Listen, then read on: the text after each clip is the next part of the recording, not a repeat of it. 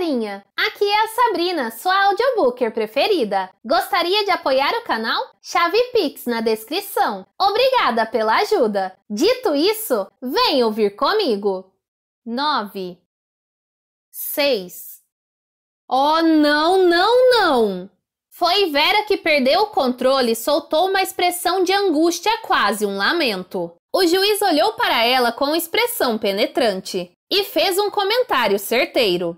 Minha cara moça, este não é o melhor momento para se recusar a encarar os fatos. Todos nós estamos correndo grave perigo. Um de nós é o N. Owen, e não sabemos quem. Das 10 pessoas que vieram para esta ilha, 3 estão definitivamente isentas de qualquer suspeita. Já não podemos mais desconfiar de Anthony Marston, da senhora Rogers e do general MacArthur. Restam 7 de nós. Dessas 7 pessoas, uma é, se é que posso me expressar dessa maneira, um soldadinho falso. O juiz fez uma pausa e olhou em torno. Posso concluir que todos concordam comigo? Armstrong disse, isso é fantástico, mas suponho que o senhor esteja certo. Foi a vez de Blor falar, sem sombra de dúvida. E se me perguntarem, tenho uma ideia muito boa. Com um gesto abrupto de mão, o juiz interrompeu e depois disse tranquilamente, daqui a pouco chegaremos lá. No momento, tudo o que desejo estabelecer é que chegamos a um consenso quanto aos fatos. Emily Brent, ainda tricotando, tomou a palavra. Seu argumento parece lógico. Concordo que um de nós está possuído por um demônio. Vera murmurou. Não posso acreditar, não posso. Wargrave pediu a opinião de Lombard. Lombard? Concordo, senhor, concordo plenamente. Wargrave balançou a cabeça com ar satisfeito. Agora passemos a examinar os indícios. Para começar, existe algum motivo para suspeitarmos de alguém em particular? Senhor Blor, o senhor tem, creio eu, alguma coisa para dizer? Blor, que respirava pesadamente, disse: Lombard tem um revólver. Ele não falou a verdade ontem à noite. Ele próprio admite. Philip Lombard sorriu desdenhosamente. Acho que é melhor explicar de novo. E foi o que fez, dessa vez contando a história de maneira breve e sucinta. A reação de Blor foi hostil. E como o senhor prova isso, não há nada para corroborar sua história. O juiz tossiu e disse, infelizmente estamos todos nessa situação. Cada um aqui só tem a própria palavra como garantia do que afirma. Inclinou-se para a frente e continuou. Nenhum dos senhores entendeu ainda a tremenda estranheza dessa situação. A mim me parece que só existe uma linha de conduta a seguir. Há algum de nós, qualquer um, que se pode eliminar definitivamente da lista de suspeitos com base nos indícios em nosso poder? O Dr. Armstrong foi rápido na resposta. Sou um profissional bem conhecido. A mera ideia de que possa recair sobre mim alguma suspeita de...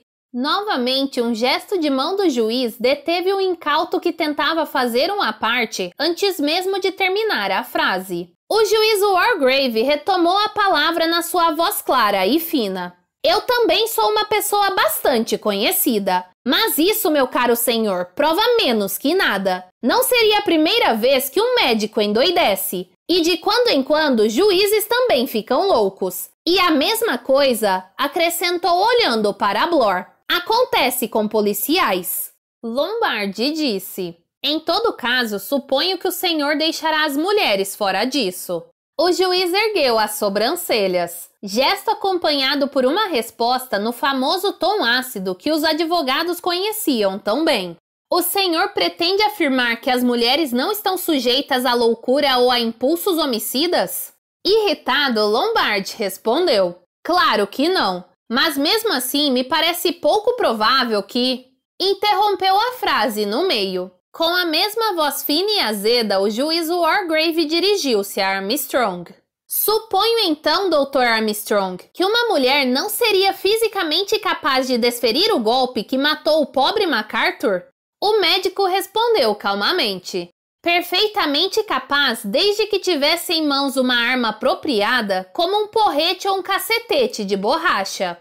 Isso não exigiria um emprego desmedido de força? Não, absolutamente não. Maneando e retorcendo seu pescoço de tartaruga, o juiz disse: as outras 2 mortes resultaram da administração de drogas. Isso ninguém pode refutar, poderia ter sido feito facilmente por qualquer pessoa, mesmo se fosse a mais fraca e frágil do mundo. Furiosa, Vera esbravejou: acho que o senhor está louco! Os olhos do juiz voltaram-se lentamente até pousar sobre ela. Deixava entrever no olhar impassível que era um homem bastante acostumado a pesar a humanidade na balança. Vera pensou: ele me examina como se eu fosse um espécime. E a ideia que passou por sua mente era para ela uma verdadeira surpresa. Ele não gosta muito de mim. Medindo as palavras, o juiz disse: minha cara, moça, procure refrear suas emoções. Não estou acusando a senhorita. E fez uma reverência para a senhorita Brent. Espero, senhorita, que não esteja ofendida pela minha insistência em dizer que todos nós somos igualmente suspeitos. Emily Brent continuava tricotando. Nem sequer levantou os olhos. E a sua resposta veio numa voz glacial. A ideia de ser acusada de tirar a vida de um semelhante, para não falar da vida de 3 semelhantes, é obviamente um completo absurdo para qualquer um que conheça minimamente o meu caráter. Mas admito o fato de que todos aqui somos estranhos uns aos outros, e que em tais circunstâncias ninguém pode ser eximido de culpa sem a mais cabal das provas. Como eu já disse, há um demônio entre nós. O juiz disse: então estamos todos de acordo. Não pode haver nenhum tipo de eliminação de culpa com base apenas em caráter ou posição. Lombard perguntou: e quanto a Rogers? O juiz olhou para ele sem piscar. O que tem Rogers? Lombard argumentou: bem, na minha opinião, ele parece estar descartado. De fato. Mas por que razão? Lombard apresentou suas ideias. Para começar, ele não tem inteligência o bastante. Em segundo lugar, porque a mulher dele foi uma das vítimas. Mais uma vez, o juiz ergueu as espessas sobrancelhas e disse: no meu tempo, rapaz, tive no meu tribunal diante de mim vários homens acusados de ter assassinado a esposa e foram julgados culpados. Oh, concordo. Assassinar a esposa é um crime perfeitamente possível. O uxoricídio é quase natural, digamos. Mas não esta espécie em particular. Posso até acreditar que Rogers tenha liquidado a mulher por estar com medo de que ela se apavorasse e desse com a língua nos dentes. Ou porque tivesse passado a detestá-la. Ou porque estivesse de olho em alguma outra mulher mais atraente, mais jovem. Mas não consigo imaginá-lo como o lunático Sr. Owen distribuindo uma justiça enlouquecida. E muito menos começando pela própria esposa, punindo-a por um crime que ambos cometeram.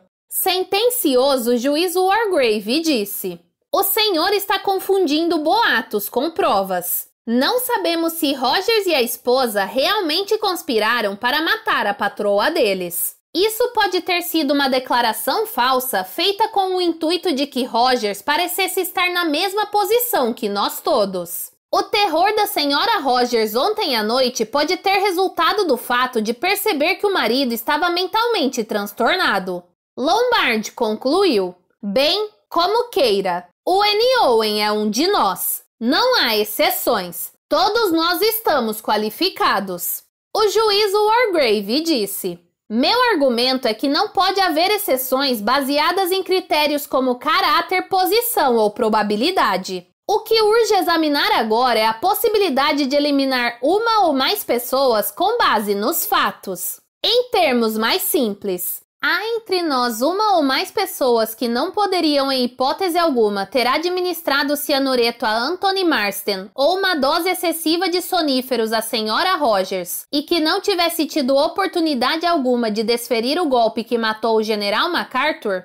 O rosto um tanto pesado de Blore iluminou-se. Ele inclinou o corpo para a frente. Agora sim o senhor está falando a minha língua. É isso mesmo. Vamos lá. No que diz respeito ao jovem Marsden, acho que nada podemos fazer. Já foi sugerido que alguém pelo lado de fora podia ter colocado alguma coisa na borra do copo do rapaz antes que ele o enchesse pela última vez. Uma pessoa de dentro da sala podia ter feito isso com mais facilidade ainda. Não consigo me lembrar se Rogers estava aqui, mas certamente qualquer um de nós poderia ter feito isso. Após uma pausa, Blor continuou. Agora vejamos o caso da senhora Rogers. Examinando a situação, os que estão na berlinda são o marido e o doutor. Qualquer um dos dois poderia facilmente ter feito a coisa num piscar de olhos. De um salto, Armstrong pôs-se de pé. Estava tremendo. Eu protesto! Isso é absolutamente despropositado! É um absurdo! Juro que a dose que dei à mulher era perfeitamente... Doutor Armstrong, a voz miúda e azeda do juiz tinha o poder de coagir e constranger. O médico deteve-se de repente no meio da frase. A voz fria prosseguiu. Sua indignação é muito natural. Contudo, o senhor deve admitir que é preciso encarar os fatos. Tanto o senhor como o Rogers poderiam ter administrado uma dose fatal com a maior facilidade. Vamos considerar agora a posição das outras pessoas presentes. Que oportunidade tivemos eu e o inspetor Blor? Que ocasião favorável tiveram a senhorita Brent, a senhorita Claythorne ou o senhor Lombard de administrar o veneno? Algum de nós pode ser completa e definitivamente eliminado? Fez uma pausa. Acho que não. Vera enfurecida defendeu-se.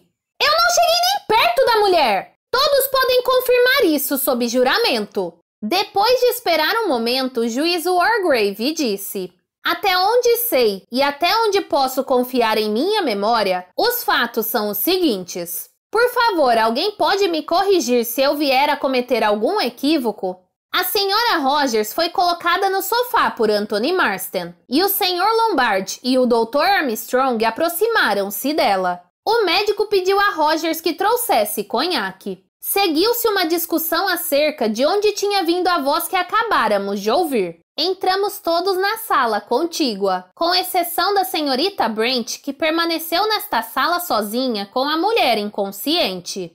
Emily Brent sentiu um calor intenso assomar a seu rosto, em cujas maçãs surgiu uma mancha colorida. Ela parou de tricotar e disse: isso é um ultraje! A voz miúda e sem remorsos prosseguiu. Quando retornamos a esta sala, a senhorita Brent estava curvada sobre a mulher deitada no sofá.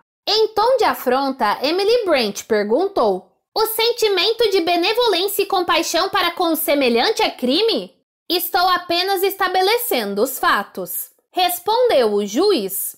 Então Rogers entrou na sala com o conhaque, o qual, obviamente, ele bem podia ter adulterado de antemão. A bebida foi dada à mulher, e pouco depois seu marido e o Dr. Armstrong a ajudaram a acomodar-se na cama, ocasião em que o doutor deu a ela um sedativo. Blor disse: foi isso que aconteceu, precisamente isso. O que exclui o juiz, o Sr. Lombard, eu e a senhorita Claythorne. Sua voz era alta e triunfante. O juiz Wargrave, lançando em sua direção um olhar glacial, murmurou: ah, é mesmo?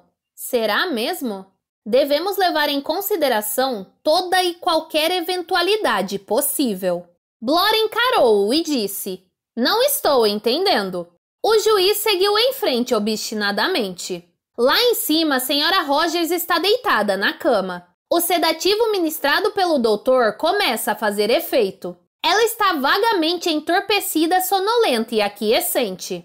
Suponhamos que neste momento alguém bata a porta e entre, digamos, trazendo um comprimido ou algum remédio líquido com a seguinte mensagem: o doutor pediu à senhora que tome isto aqui. Não passa pela cabeça dos senhores que ela certamente teria engolido obedientemente sem pensar duas vezes? Houve um silêncio. Blor mexeu as pernas e franziu a testa. Philip Lombard disse: não acredito nem um pouco nessa história. Além disso, nenhum de nós saiu desta sala durante horas. Marston havia morrido e tudo mais. O juiz disse: alguém podia ter saído do quarto mais tarde. Lombard protestou: mas então Rogers estaria lá. O Dr. Armstrong fez um movimento. Não, ele disse. Rogers desceu para limpar a sala de jantar e a copa. Qualquer um poderia ter subido ao quarto da mulher sem ser visto. Certamente, doutor. Intrometeu-se Emily Brent. A essa altura, a mulher já estaria profundamente adormecida sob o efeito da droga que o senhor havia administrado? Sim, é bem plausível que sim, mas não é certeza absoluta. Não se pode dizer qual é a reação de um paciente a determinado medicamento antes de receitá-lo mais de uma vez. Às vezes, há um período considerável antes que um sedativo comece a fazer efeito. Depende da idiosincrasia pessoal do paciente com relação àquela droga em particular. Lombard não conseguiu evitar um comentário irônico. Mas é óbvio que o senhor diria isso, doutor. É bastante conveniente, não? Mais uma vez, o rosto de Armstrong escureceu de raiva.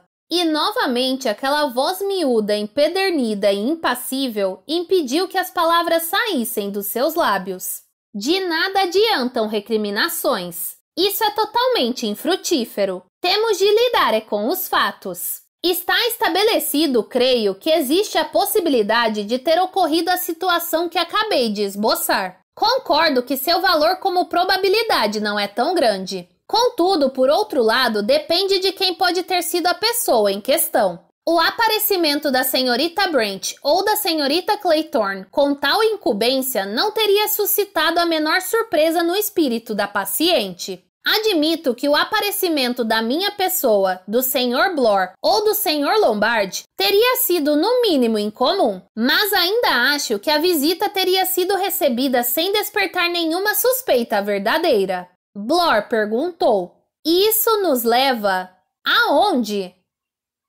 7. Acariciando o lábio com o dedo e com uma aparência bastante impassível e inumana, o juiz Wargrave disse: acabamos de discutir o segundo assassinato e estabelecemos o consenso de que nenhum de nós está completamente livre de suspeitas. O velho magistrado fez uma pausa e prosseguiu. Agora passamos a tratar da morte do general MacArthur que ocorreu hoje de manhã. Peço a todos que julgam ter um álibi que o declarem explicitamente. De minha parte, afirmo de imediato que não tenho nenhum álibi válido. Passei a manhã inteira sentado no terraço meditando sobre a situação singular em que todos nós nos encontramos. Estive sentado naquela cadeira durante a manhã toda, mas houve, imagino, diversos períodos em que eu não era observado por ninguém e em que teria sido possível descer até a beira-mar, matar o general e voltar para minha cadeira. Para asseverar o fato de que não saí do terraço, só tenho minha própria palavra, mas nada posso provar. Diante das atuais circunstâncias, não é suficiente. Deve haver prova. Blore disse. Passei a manhã toda com o Sr. Lombard e o Dr. Armstrong. Eles poderão corroborar a informação. O Dr. Armstrong disse. O senhor veio até a casa para pegar uma corda. Blore confirmou. Claro, vim sim. Vim e voltei imediatamente. O senhor sabe disso. Armstrong tinha opinião ligeiramente diferente. O senhor demorou bastante. Blore enrubesceu. Com o rosto afogueado e vermelho como um pimentão, disse.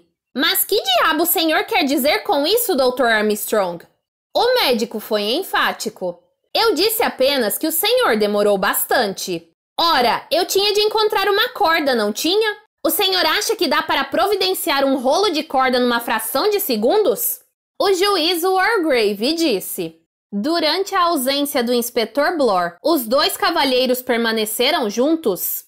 Certamente, respondeu Armstrong com violência. Quer dizer, Lombard sumiu durante alguns minutos. Eu fiquei onde estava. Lombard abriu um sorriso e disse. Eu queria testar as possibilidades de mandar sinais com um espelho para a terra firme. Afastei-me porque queria encontrar o melhor lugar. Minha ausência não durou mais do que 1 ou 2 minutos.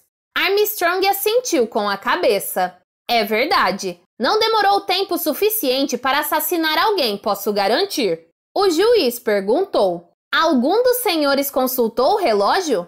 Bem, não. Philip Lombard disse. Eu estava sem relógio. Calmamente o juiz refletiu. 1 ou 2 minutos é uma expressão vaga. Nesse instante, sua atenção voltou-se para a figura ereta da mulher, entretida com o tricô no colo. Senhorita Brent? Emily Brent atendeu.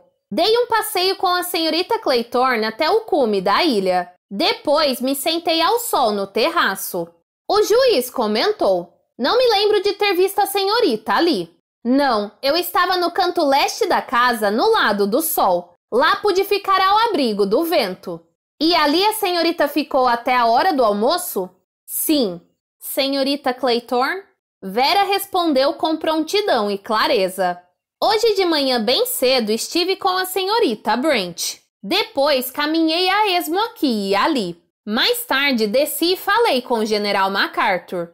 O juiz Wargrave interrompeu-a perguntando. A que horas foi isso? Pela primeira vez, Vera demonstrou incerteza. Ficou um tanto confusa e agitada e deu uma resposta vaga. Não sei. Cerca de 1 hora antes do almoço, acho. Ou pode ter sido antes. Foi a vez de Blor perguntar. Isso foi antes ou depois de termos falado com ele? Não sei. Ele estava muito esquisito. Vera sentiu uma tremedeira percorrer todo o seu corpo. Em que sentido ele estava esquisito? Quis saber o juiz. Vera respondeu em voz baixa. Ele disse que nós todos íamos morrer. Disse que estava à espera do fim. Ele me deixou apavorada. O juiz assentiu com a cabeça e perguntou. E o que a senhorita fez depois disso? Voltei para a casa. Depois, pouco antes do almoço, saí de novo para os fundos e subi a encosta atrás da casa. Estive inquieta durante o dia todo. Foi terrível. O juiz Wargrave afagou o queixo e disse: Ainda falta Rogers. Embora eu duvide que seu depoimento possa acrescentar alguma coisa à nossa soma de conhecimentos.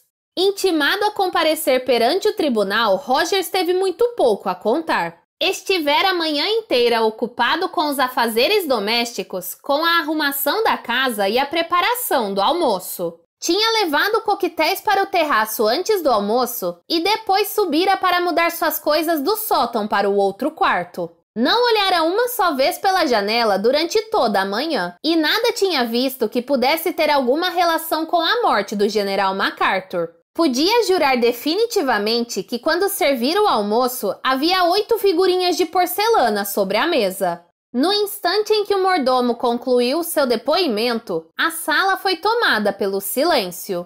O juiz Wargrave pigarreou. Lombard murmurou para Vera Claytorne. Agora chegou a hora do relatório dos autos do processo. O juiz disse... Investigamos as circunstâncias dessas 3 mortes da melhor forma que nos foi possível. Ainda que em alguns casos sejam muito pequenas as probabilidades de que certas pessoas estejam implicadas, não se pode afirmar de maneira cabal e definitiva que qualquer um de nós possa ser considerado isento de todas as suspeitas de cumplicidade. Reitero a minha convicção de que das 7 pessoas reunidas nesta sala, uma é um homicida perigoso e provavelmente insano. Não temos diante de nós nenhum indício de quem possa ser tal pessoa. Na atual conjectura, tudo o que podemos fazer é estudar quais medidas cabíveis podemos tomar para nos comunicar com a terra firme pedindo socorro e, na eventualidade de o socorro tardar, o que é bastante provável dado o estado do tempo, os procedimentos que devemos adotar de modo a garantir nossa segurança. Peço aos senhores todos que reflitam sobre isso cuidadosamente e me comuniquem quaisquer sugestões que possam vir a ter. Enquanto isso, recomendo que estejam todos alertas e de sobreaviso. Até agora o assassino teve vida fácil, uma vez que suas vítimas se mantinham ingênuas e sem levantar suspeitas. De agora em diante, nossa tarefa é suspeitar uns dos outros. Um homem prevenido vale por 2. Não corram riscos e estejam atentos ao perigo. Isso é tudo. Philip Lombard murmurou numa voz quase inaudível. Está encerrada a sessão.